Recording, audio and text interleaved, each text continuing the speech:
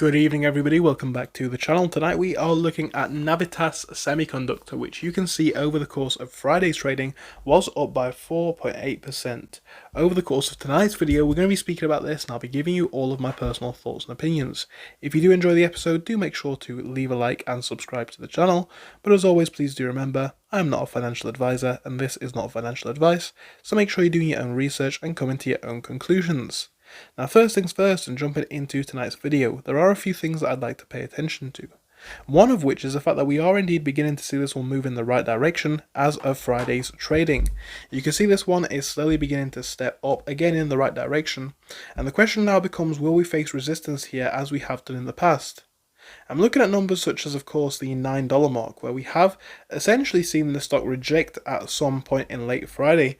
We've also seen this a couple of times in the past week or so. You can see notably on the Tuesday the 11th and also Wednesday the 12th.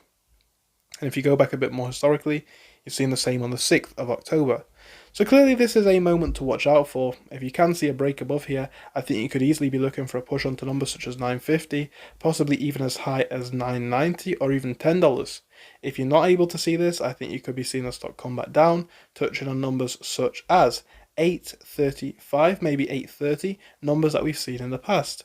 Dropping below that, I'm looking down to numbers such as $7.90, $7.65, possibly even as low as $7.40. If you drop below $7.40, guys, it could be onto numbers such as the $7.10, $7.15 range, and below that we have numbers such as $6.85. Those are the levels that I'm looking for into the week ahead, but do let me know your thoughts in the comment section. Thank you, and goodbye for now.